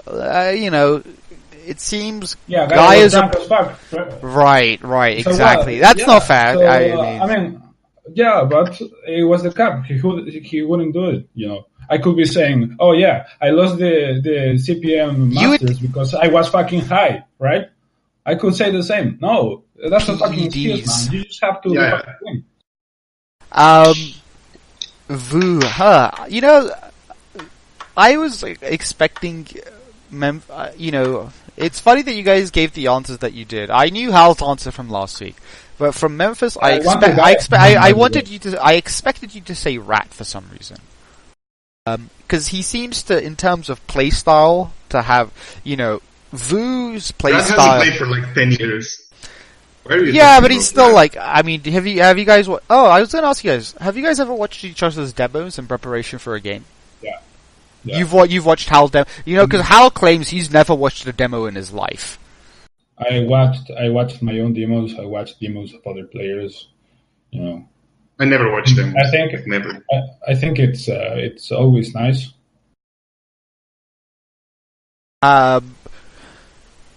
You can see things. You can copy players as well. Sometimes you watch a player that does a fucking move that you didn't know, and you're like, okay, I can do that too. Why don't I use it? Yeah. You know. Yeah, So I usually well, what do learn you mean? those Yeah, things Hal? like- Hal, you've never watched demos. You can't agree at this point. What the fuck? No, I agree with the overall concept, but like I learned those things from playing the players. I mean, I learned Okay. it in game. So you one of you picks Vu, one of you picks Guy. Nobody's picked Rat so far. And you know what? I had a poll. I think drunk one. Maybe I can't pick him because out of ignorance because Fair. I only watched a bit of a few demos, but overall I think that he was not a very all-around player. I think he would be like a more passive way of play. You know, he will be effective doing that.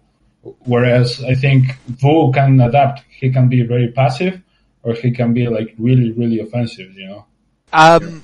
Did you guys ever play any of the Polish legends like Poddy, Guki, PL1, Zoom, Matrox? Did you guys Yeah, I ever? got to play them.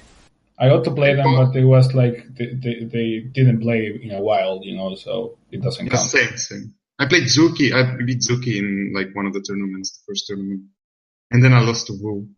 And I played Poddy in another tournament. No, and Zero played Poddy, and he won against him or something. I don't know. I don't remember. That's like 10 years ago. Yeah, it is. I guess it's difficult to ask some of these questions about these old players because even if we have played against or with or watched them play, it's hard to recall it like right now. All I just remember is they had absolutely disgusting aim at the time. I'm gonna be honest with you, man. Yes, sir. Like, who doesn't have aim, like at the top level? Like, if you watch Counter Strike, for example, everybody has fucking insane aim. But what makes the Phil? difference is, it's like the decision making, you know. Yeah. Phil. I mean, Phil's aim is after all- weird. Phil. You said Phil, right? Memphis. You said Phil's aim is not top level. No, you said Phil. Okay, I think thought- so. I think so. I mean, Phil was amazing. But his aim Well- wasn't top tier, right? Like, I agree with that. But he had a really weird ability to always just, like, his rockets and especially his plasma gun, just felt like they were, like, heat-seeking almost, like they were all homing missiles, like you'd get hit like anyway, sorry. You were saying a point I interrupted. Please go ahead. No, I forgot. Just keep talking. You said Counter-Strike players all have really, really good aim. And in yeah. contrast, I think you meant Quake players don't really have that good aim. No, he meant like overall on the top level, everyone has good aim. Everyone And the has good difference- game. Okay, and my apologies. Everyone is gonna be very deadly. Obviously, then you have exceptions, like you have Hal who's just flying around the map and you're not expecting, and he flick shots you and you're fucked suddenly, and you're like, oh crap, okay, I have to be careful with that. You know, that's like deceptions then when it comes to aim and shit like this. But most of the players, if you're at the disadvantage and you pull out like an LG fight that you think you're gonna lose against most of the players, you know, like who are playing on the top level. So I don't think like aim after all is obviously if you're not hitting your shots, you're gonna get fucked. But Yeah. I don't think aim is like at high level the most Critical aspect. critical aspect. Yeah. And I think you're right. I think having strong mechanical skills is the prerequisite into breaking into the top level where your strategy starts to Sure, matter. yeah, Your yeah, strategy something like is that. all ineffective if you can't hit your shots. Me and Kwang always have this discussion because Yeah, people good are point. just like, oh, I did this, and this, but somehow, like, you know, the game didn't work out for me. Like, you'll see a weaker player, and you'll see, yeah, they're timing the items, they're timing the power-ups, but they're just not hitting anything. And if you're not hitting anything, it doesn't matter if you have 1 red, 2 reds, or 10 reds. If you're not hitting anything, the opponent's always alive. I just wanted to quickly break off that. Hal, is this characterization of you fair? That I hear this more often but from a lot of players, that you're just kind of running around, just flicking shots and magically hitting them. Is that a fair No. characterization? I don't think it is as well. Tell us why you don't think it's a fair characterization. Well, because I win tournaments. I mean, you cannot win tournaments. Damn! Yeah, but I wasn't implying that. I'm just saying Yeah, no, that that it was is an serious. aspect of the game that he's really good at, and suddenly he knows. I don't know. He takes a fight with you, and and you try to run away somewhere, and he knows where you're gonna run away. So he just flick shots you there, and shit like this. That's what I mean. It's a good thing to be able to flick shot. Yeah. But overall, I think Hal has always been like really smart player. But sometimes Yeah, no one- he loses his confidence, and then he starts doing really stupid stuff. But that doesn't make him stupid, Yeah. Thank you. I Marcus. agree. I think Hal is also an intelligent player. I think one of the issues with Hal, and I think with you, this would have happened with you as well, Memphis, is they're so much above the average player skill that they don't really need to start thinking, to be honest. They can make a lot of stupid decisions in a lot of public games and a lot of the early rounds and even up to some of the later rounds because there's no their opponents can't punish him. Like, they just don't have the prerequisite mechanical skills to be able to say, Hal just made a bad move.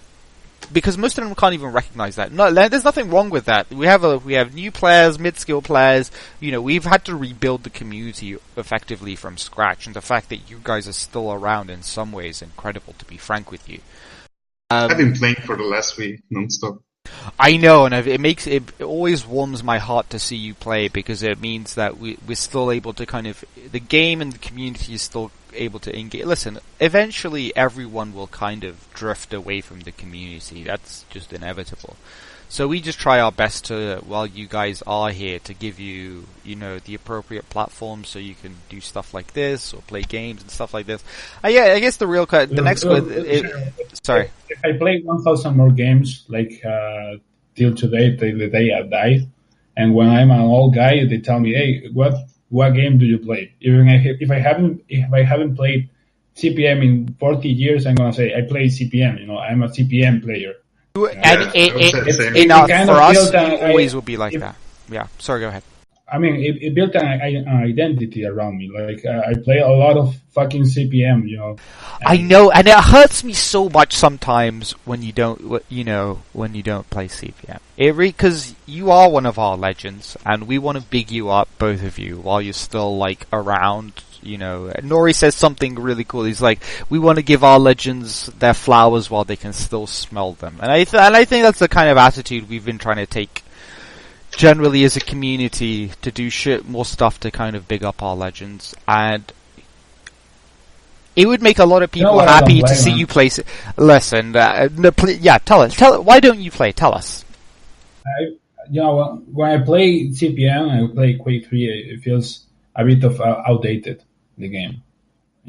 That's fair. It's like, why don't I listen to, I don't know, a band that I used to listen long time ago, Because listening is passive, playing is active. I think that's an important distinction between to make a video game and music. That music is quite often a passive activity, at least the act of listening to music. Whereas playing a video game, not only is it active, but the routine will depend on the opponent that you're playing against because they're human. So there'll always be an infinite amount of variations. But I don't disagree with the criticism that it is outdated. I think you're absolutely right. It's a 17-year-old game, almost legal. I agree with that. Although outdated as a client or outdated in gameplay. There are games that come out today, and I look at them, and I think they're shit. And a lot of people are playing it, and I just don't see the appeal of them. Now, I think TPM is better, and so on. But for some reason, I just can't feel motivated to play CPM. I understand. For pure fun, I don't feel like I can load CPM to play for fun. It's weird, man. I don't know how this playing is. Listen, I've taken years away from the CPM as well. I'm not here, all I can say is that if you started playing again, a lot of people, it would make a lot of people happy, not because it's just like, oh shit, we now have one more good player than other game, like doing some sort of stupid tally about how many players we have and how many it's because you're friends with a lot of people in the community, a lot of people respect you, a lot of people look up to you. Same thing with Hal. So when he's playing, consistently, I feel the community feels not healthier, but everyone is a little bit happier, because it feels like the order is a bit more clear of who the best players are. And when you guys aren't playing, the community feels chaotic without some of you guys around. I have to be honest, like that's the only way I could describe it. And having you guys around, like I'm telling you, it makes a lot of people happy. The fact that, you're even in the Discord and you choose to stay there, I think is awesome. But to see you play, yeah, that would be amazing. But if right now pro mode doesn't, you're not motivated to play, it doesn't make you happy, it's your free time, my friend. I can't tell you what to do that, and I will never the assume. game doesn't make you have fun. It's not making its work. We're just hoping that enough time passes when you come full circle. At some point, I have a feeling you're going to come back to us, Memphis. I don't know when. It could be this year, next year, the following year. We're going to be here. We're not going anywhere. So we look forward to your return someday. We don't know when that will be, but hopefully it will be sooner than later. How did we get in this conversation? I think we were talking about the pro mode god. That's how this all started from. We started getting all sentimental and shit. Yeah, let's not do that. You guys got Gaia, and I'm gonna take Galasak, because he's Canadian, and I've known him for a long time. I don't know what you guys think about it. What do you guys think of Galasak? He's an old legend, but for you guys it's a bit different because you live in Europe and North America, so you don't really get to play him 30 ping versus 30 ping. One of you guys is always high ping, so it never feels completely like a fair assessment, right? I think he's a solid player. Do you guys think you can beat him? Same rules we used last time, like, best of 5 stock maps. Do you guys think you can beat him? Yeah, I would. Yeah, sure. I think so. I mean, evaluate Galasak. I think I'm asking you guys a lazy question. I think, Memphis, you're about to hit this. What makes him a good player? He has a plan. He's a guy who has a plan on his mind, and he's trying to settle a fight where he knows that he's gonna be able to do damage at least. He is always trying to not to get killed. It's not like he's trying to kill you. He's not trying to get killed. When you say that, it makes it sound like he plays a little bit more defensive than his European counterparts. Is that No. It's weird. I mean, he's a player who really uses his brain to play. Yeah, I agree. But it doesn't make him defensive at all. Like he plays safe, but it's not defensive. He's like in the choke points he deals damage and shit like this. It's not like someone who's trying to hide all the time and then get you on a corner or something. He shows up for the choke points and he tries to do damage there. That's fair. He's a seasoned player. He's very intelligent player. He plays with his brain, even though he has like ridiculous mechanical skill. Like we said earlier, the mechanical skill we have to give a given that all the top players are going to have. But he plays very intelligently, and he always seems to hit you from the side. I don't know if what your experience of playing like Galasak is. I find that our face-to-face combat, the amount of face-to-face combat I have with Galasak is considerably less than the other guys that whoop my ass 30-40 nothing. Like, I feel like I face those guys, he constantly seems to be hitting me from the side. Even in CTF, where I think me and him, like the skill gap isn't as wide as it is in Duel. It's still wide, don't get it twisted. Like, I don't think I'm a better CTF player than Galasak. He honestly, I don't know why, he always hits me from the side or from the back. I can never get a face-to-face combat. That's just part of the way he plays. Shoot. I just had a question ready. I'm just taking a look quickly to see if there's any community questions. I already have one from Santa. Let me ask you a question about Santal Memphis. You guys have known each other for a long time. He's now probably the best and probably the only Spanish player in CPM. Will you ever come back to take that crown from him? Or no, is he just going to be... We call him the King of Spain now, for better or for worse. Let's put it this way. Let's see who's the total record of all the matches that we ever played. You know what's funny? Okay, I think I might be able to tell you at least the recorded matches which there's information left on between you and him. And I think naturally you've won most of them. Because Santal really came into his own in the past year and a half to 2. Yeah, you guys have a total of 4 matches against each other, and you've won 2-0 every single time. Santal has never been like a tournament player, but he's really good in like. I mean, he's an amazing player. Santal's a if we play right now, he's gonna completely destroy me. Yeah, but that's not the point, man. The point that I'm making is that. Your peak is higher than his? I have always been a more competitive player. That only alone makes me better than him. It doesn't matter. It doesn't matter like how good aim he has and how good movement he got. It's like I just showed up for more tournaments than him. I plays better. Do you live close to Santi? Yeah, we're like 7 kilometers away. You guys ever meet up? Yeah, sure. You have? Mighty just posted like a quote from Rafa. You're only as good as your last performance. You know what? It's pretty relevant.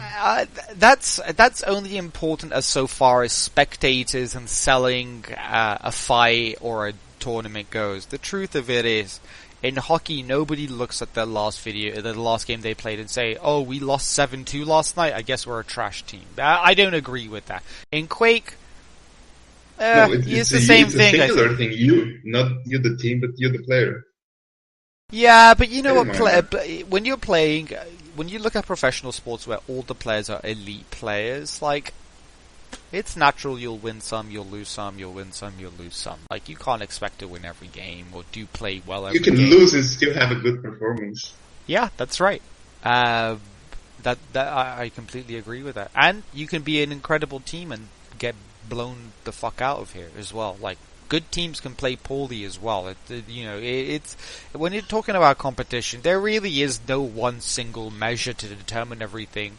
But playing like I think what Memphis is referring to is like playing the same person over and over again over a long enough period of time should give you an idea of who the better player was during that period. Who do I think is the best player from Spain? Right now, I think is obviously Santal. Do I think Memphis in his prime could beat Santal? Right now on 22, no. I don't think Memphis was ever as good as Santal was on 22 as Santal is on 22 right now. I don't. On a lot of other maps, I don't know. I think Santal at his best versus Memphis at his best on 22, I think Santal wins. But on a lot of the other maps, I think Memphis wins. That's right. I don't know. Is that unfair? It's unfair because, I've been on my best and Memphis has still won against me even when I've been on my best. Okay, that's fair. But, what's to suggest that Santal at his best on 22 couldn't beat you every now and again on 22 at your best? I think he could. I think he could take I think there are times again, and he's becoming a very fast fucking player. It's the only way I can describe him. He's constantly ahead of you. Is super fast. Like, his speed is ridiculous. Even for the top level players, he just constantly is in front of you somehow, even though he was just behind you not too long ago.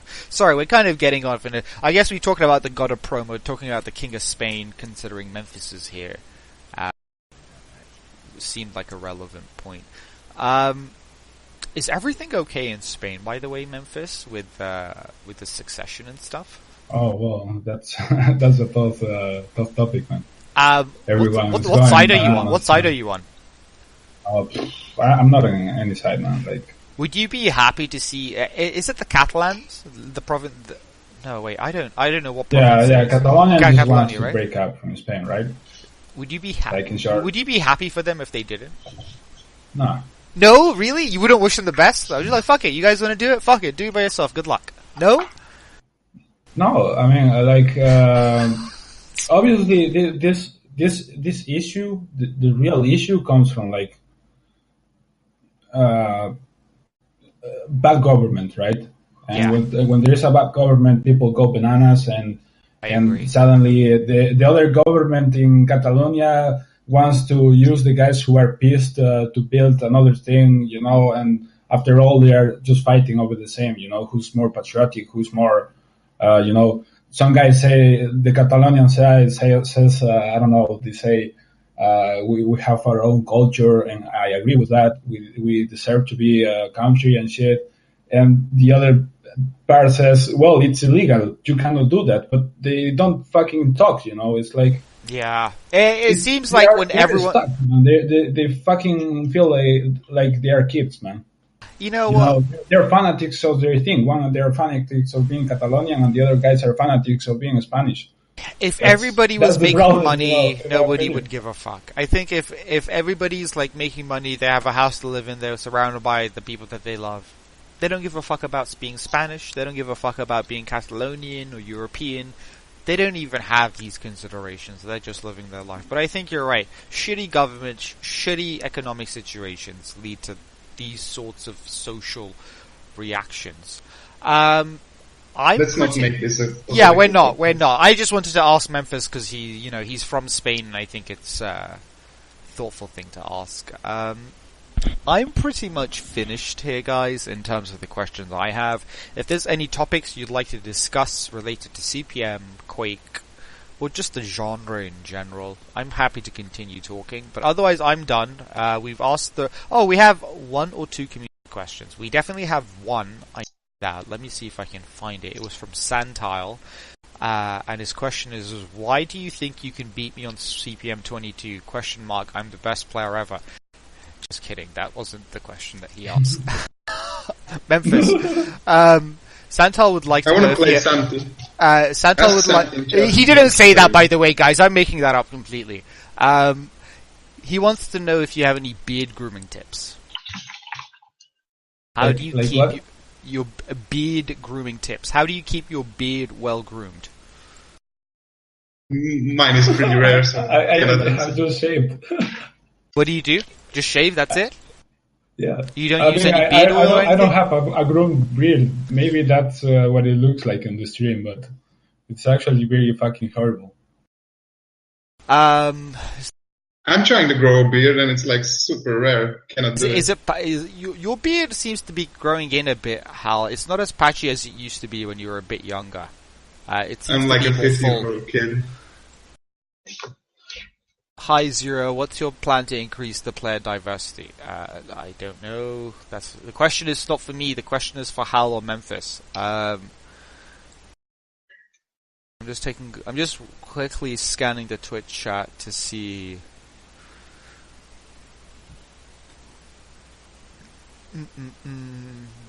We could pay the Lasker transition skills. Lasker transition. Lasker's an interesting guy. He plays on a CRT still. I wish I could find a CRT to play on. I think I'd use one as well. Although I don't like the size of them too much. I like the big sized monitors. Santal says, Hal, we can play at any time. Guys, you got about 20 seconds to send any questions you have for me. Otherwise, I'm not going to hold these guys on here if we have nothing more to really add to this conversation. And to ask you guys, if there's anything you wanted me to ask you, you just want to give the answers to, I'm happy to discuss that right now. Or if you think if there's something else that we've touched upon that you want to clarify, or if you think something was kind of represented unfairly, I'm happy to kind of tie up any loose ends. I'm just looking through Discord as well. No, I didn't see any questions. Okay, guys, so thank you both very much for taking the time today to come here and speak to me. I had a lot of fun, learned a lot of things. I don't really, these aren't very professional, so sorry if you thought I asked some strange questions. I don't really do preparation in any long, meaningful way. I just kind of think about what I would ask you as a fan. But thank you very much to both of you. If you have any shout-outs to anybody, you want to say anything, please go ahead. You guys have the floor completely. Shout out to Gaia. Yeah, shout out to everybody who's still playing CPM. Yeah, that too. Yeah. And we have a dual cup in 3 weeks. It's going to be Saturday, October 28th. We usually have cups every 2 weeks, but this time we're taking a bit of a long break because in November we have some very exciting stuff happening that should keep all players occupied from all skill levels. So that'll be a lot of fun. Hopefully, I don't anticipate on Memphis on you playing any CPM tournaments for the next few months at the very least. But hopefully Hal can play, and Memphis, if you, when I say that, I mean, sure, you're always welcome, Memphis, to play it, but you know. Yeah, sure, when my Quake Champions trip is over, I probably come again. That's it. Yeah, I'm just spending my time playing Quake Champions right now. And we wish you, when you play Quake Champions, the community is always supporting you. When you guys play, we turn on your stream and we do our fanboy stuff in chat. And if there's anything you ever wanted from the CPM community, you're welcome to ask us. I'm sure we will give you whatever you guys wanted. So thank you very much, guys. Thank you for taking the time. I'm closing off the stream. We'll